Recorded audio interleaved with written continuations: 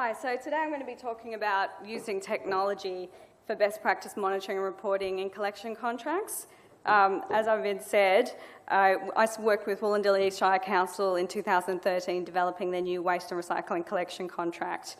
The contract was awarded to J.R. Richards & Sons and the services started in July 2015. So it's been running for about 10 months now, so it's a good time to get in and see how it's all working.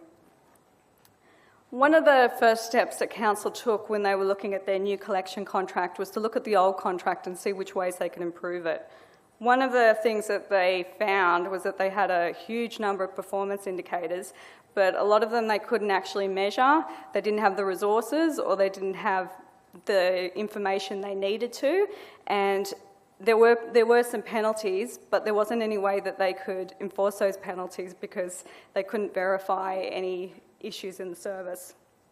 They also had hardly any information on customer service. The customer service centre was run by the contractor, and because of the way the contract had been set up, they weren't being provided with a lot of real-time data about what was happening in terms of customer service. Since Council decided in the new contract that they wanted to run the education, it was extremely important that they had the information about how the residents were handling the new service. So what they made as their objectives for the new contract is they wanted to monitor contract performance, they wanted to resolve customer and council disputes through verifiable information, and they wanted the information that they needed to run their education program. In order to meet these objectives, they put the following requirements in the contract. They wanted remote access to the database in all time, and this wasn't just the customer service database, but the database about all the services. They wanted access to all complaint data, GPS tracking in all collection vehicles, and they wanted access to that GPS information. And they wanted daily, weekly, monthly and yearly reports electronically to support that information. J.R. Richards & Sons, they responded to this by providing 2 3-logic systems that work together, which are fleetmax and WaistTrack.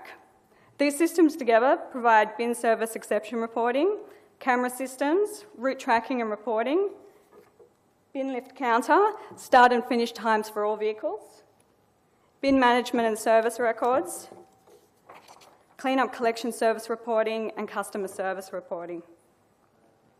Another thing that they also provided, that J.R. Richards provided that wasn't actually part of the contract, and we're just going to have a quick video on this now, was that they provided videos of all the collection services. This is a residual waste collection video. These videos can be accessed by both Council and J.R. Richards. And on each collection vehicle, the information on the videos is stored for about 3 weeks, and then it is overwritten as the 250 gigabyte hard drive becomes full. This information is really useful for things like verifying disputes about missed services, looking at things that the contractor is supposed to do, like making sure that the bins are kept upright and the lids are closed on the bins, dealing with presentation issues where maybe there's a problem with where the resident is placing the bin, and also making sure that the drivers are carrying out the service in the way that they're supposed to. To give you a bit of a feel for how the database system works, I'm just going to give you a bit of a story about what happens if there's a service issue. So we're going to have a look at a contamination video. So this is the recycling truck. Now this screen can be seen by the driver on the monitor in his cab. So he's watching as the collection happens. And he sees here that styrofoam's been entered into the hopper as a contamination. You can see vaguely the background's not moving. That's where the driver gets out and actually tags the bin as contaminated. And then he's on his way again. This is the screen that the driver sees in their vehicle. Down the bottom right-hand corner, you can see there's a little yellow recycling bin. That means at the start of the run, the driver's already programmed it to know that he's going to be collecting recyclables today. When he sees contamination, he presses the red contamination button. It's a touch screen, and that takes a photo of the hopper and also a photo of the bins on the curb. It then goes to the next screen where he can select what type of contamination it was. In this case, he'd press the styrofoam button, and then this information is sent directly to the database with the photos. There's several different ways that the council and the contractor can access this information through the database. This one is through the fleetmax system. So this is what the fleetmax database looks like on the computer. And we're going to zoom in on a small part of it so we can see it in more detail. And this is the report generator. So in this case, the contractor or council would select service complaints as the report type. They've selected Wollondilly Group, which means they get information on any service issues for any collection vehicle that's operating, and you also select the time. In this case, we've selected the 17th of March because that's the day that the styrofoam contamination incident happened. So on the 17th of March, for this particular vehicle, which was 788, there was 2 contamination incidents. The one we're interested in is the second one, which was the styrofoam contamination incident. If you want more information about that particular incident, you can go to the WaistTrack database. Oops, sorry, I forgot something.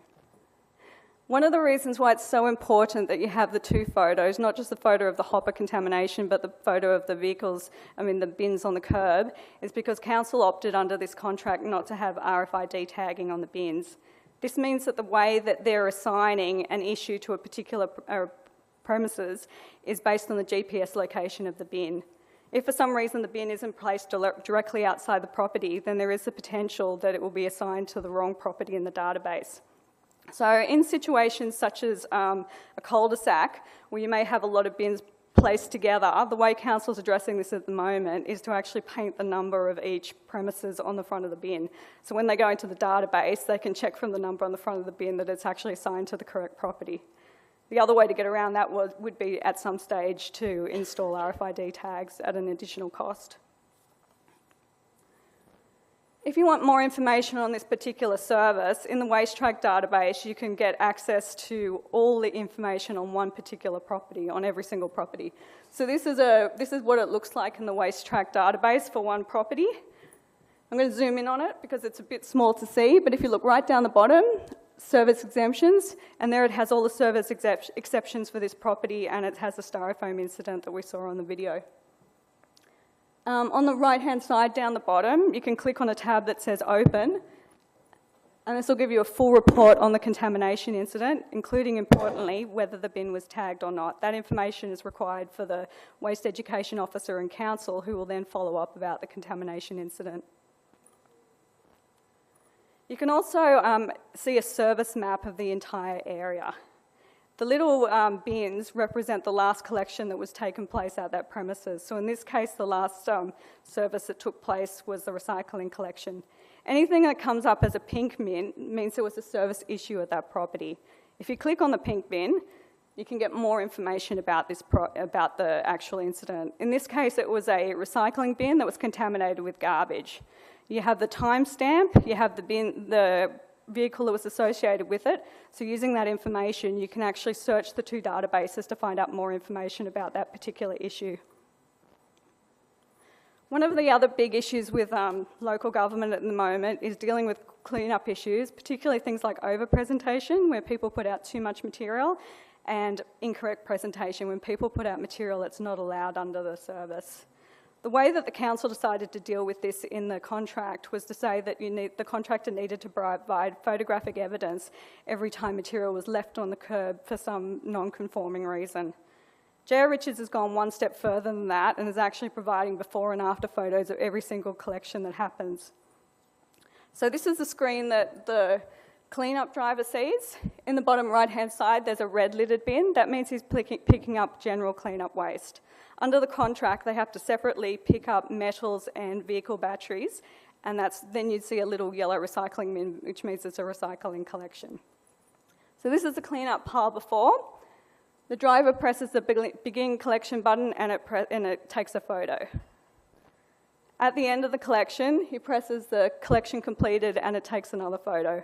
If for some reason some material's been left behind because there has been a particular issue, then he would also press the non-collection button, and that would take him to another screen where he can provide more information about what happened in that incident and why material was left behind. Under the service, J.R. Richards runs the customer service centre. All communication with the customer service centre is recorded as tickets in the database. This is one screen you can actually see in the database. Well, you can't see it very well because it's very small, but this is an overview screen. So I'm just going to zoom in on a few parts of that screen so you can see more information about what the council and the contractor can see. So you're given information about any new tickets, tickets that are in progress, tickets that were resolved today, tickets that were resolved in the last 30 days, tickets that were abandoned, and tickets that were abandoned in the last 30 days. What abandoned means is that the ticket is no longer required. So, for example, you create a ticket for a bin repair, but when the driver goes to the property, he finds out that the bin actually has to be replaced, so they abandon the repair ticket and create a replaced ticket. And the categories that are reported in the customer service centre are things like request type. You might request an additional bin or a new bin. Bin maintenance, things like repair and replace. Customer inquiries, customer complaints. Requests feedback from the driver. So the driver may see some sort of hazard with the service that he reports via the customer service centre, and also council requests where they might request for some reason an additional clean-up collection. The customer service centre also provides individual information on each ticket, all open tickets and all closed tickets. It says recently closed tickets, but if you keep scrolling through enough, you can see all the tickets. If you click on the right-hand side of any of the tickets, it's actually off the screen because I didn't want to make it too small for you. There's a little open link, and then you can get a full report on that actual customer service incident. If we just zoom in on the top part of that, it gives you information like that this was a bin maintenance repair. It tells you whether it's been resolved or not. It tells you the time it took to resolve it and what the priority of the particular customer service request was. You can also go back to WaistTrack where you have the information summary on every individual property individually. Right down the bottom, you've got any tickets that were created for that property, and in this case, we've got 2 for bin maintenance. So what have been the results of putting in all this extra monitoring? Well, the key result is that council knows what's going on. Before, it was very difficult for them to actually monitor whether the contract was working the way they'd intended because they didn't have the information to do that. They can identify with photos if people are using bins that aren't authorised under the service or if there are damaged bins in the field. It assists with education. Every time there's a contamination incident reported through the database, Waste Education Officer actually follows up with a letter to the resident explaining what the particular problem was. This is a graph of the contamination letters that have been sent out in the last 3 months. It looks like contamination incidents are on the downward slope, which is great, and it also shows that the majority of contamination letters that are sent out were relating to first offences. That means that once a bin's been tagged and once they've got their letter telling them what they've done wrong, in most cases they don't reoffend, which means that the education is working. So what are the key messages from this whole thing? Well, the technology is available now to provide a lot of data. Probably more data than the council would actually have the capacity or the willingness to actually look through. So it's important to know what you actually want by looking at systems like this, by looking at what the technology can actually do, and then knowing exactly how to ask for it as well. It has taken council quite a bit of time and effort to review this data and to keep on top of it, and they've had to assign resources and write procedures around this. So if council wants this type of information, they also have to develop the resources and the procedures to make sure that they can make the best use of this information. So I want to thank Wollondilly Shire Council and also J.R. Richards & Sons for providing the information and also access for the database so that I could do this presentation. 3Logics actually has a stand out in the exhibition hall, so if you want to see any of the screens and the capability of the database right in front of you, then go and have a look at that during one of the breaks. Thank you for your attention.